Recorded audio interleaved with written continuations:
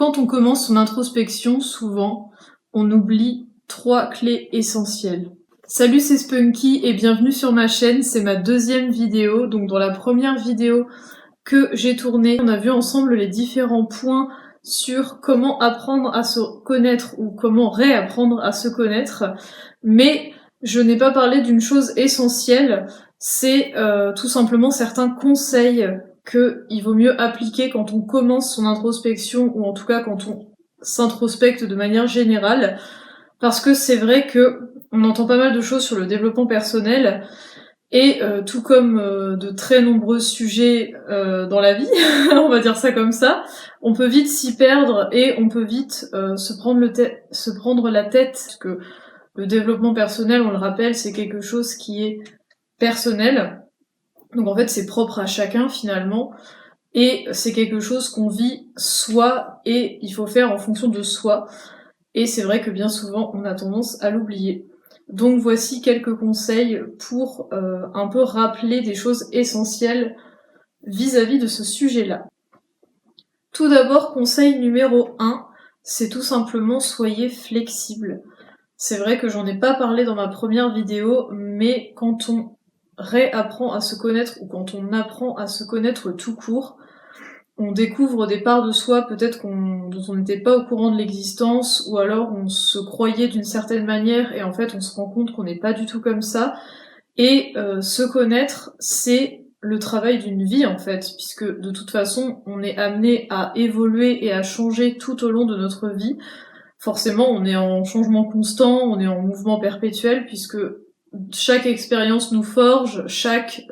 jour qui passe on apprend des choses nouvelles, ou en tout cas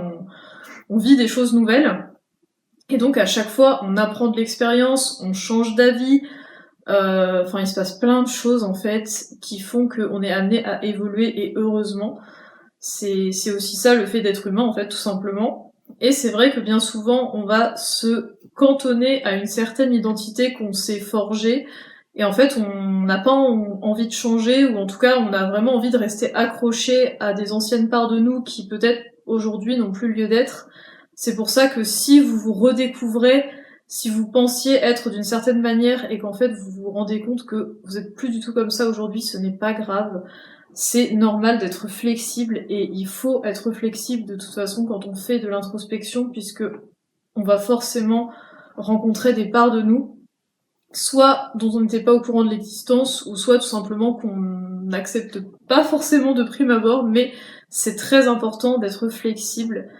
et d'apprendre parfois que le changement est salutaire. Deuxième conseil, qui peut être un conseil en 2 parties,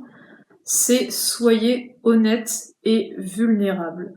Donc, comme je l'ai dit précédemment, et comme j'en ai déjà parlé dans ma première vidéo sur comment apprendre à se connaître, on va être amené, quand on fait de l'introspection, à découvrir des parts de nous qu'on connaît pas forcément, et évidemment à soulever un peu le tapis pour découvrir un peu toute la poussière et toutes les autres choses qui ont pu être entassées dessous. Donc c'est vrai que souvent on n'a pas forcément envie de voir la vérité en face, et on peut être amené à facilement se voiler la face, et en fait il en est pas question, parce qu'on est justement là pour apprendre à se connaître, on est justement là pour apprendre à apprendre en fait qui on est vraiment, nos parts d'ombre, nos parts un peu moins acceptables on va dire, et justement la vulnérabilité c'est super méga important, et si on peut pas être vulnérable avec nous-mêmes, avec qui on peut l'être en fait finalement? Si à nous-mêmes, avec nous-mêmes on peut même pas être honnête sur ce qu'on veut, sur ce qu'on aime, sur qui on est vraiment finalement, c'est super méga important, même si c'est pas facile au début.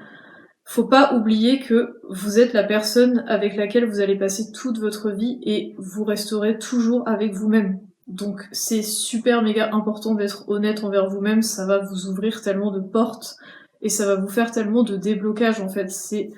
un conseil qui est vraiment primordial, je trouve. Et enfin, troisième et dernier conseil, et je suis sûre qu'il y en aurait d'autres, mais en tout cas pour le moment c'est tout ce qui m'est venu, soyez patiente. Soyez patiente, parce que c'est vrai que le travail sur soi, comme je l'ai dit, c'est le travail d'une vie, et on va être amené à évoluer tout au long de notre vie, et on en apprend toujours plus, et c'est pas quelque chose qui se règle en 2 temps 3 mouvements, donc forcément il va y avoir des prises de conscience qui vont être difficiles à accepter peut-être, il va y avoir des questions un peu plus épineuses auxquelles on n'aura pas forcément envie de répondre tout de suite. Soyez patiente, vraiment, comme je l'ai dit au début de la vidéo, le développement personnel, c'est quelque chose qui est propre à vous. Vous pouvez y aller à votre rythme, c'est pas une course, on n'est pas pressé, et vraiment il n'y a pas de souci. Donc vraiment, soyez patiente avec vous-même et vous verrez que tout se passera bien. Donc voilà, c'était tout pour cette petite vidéo sur les conseils qu'on peut apporter en supplément quand on fait une introspection, parce que c'est vrai que c'est des conseils qui peuvent paraître anodins, mais parfois on passe à côté et parfois on oublie que l'essentiel c'est vraiment de se connaître pour mieux s'apprécier et pour vivre sa vie au mieux. Donc j'espère en tout cas que ces conseils auront pu vous aider, et je vous remercie énormément pour votre écoute et je vous dis à très bientôt pour une prochaine vidéo.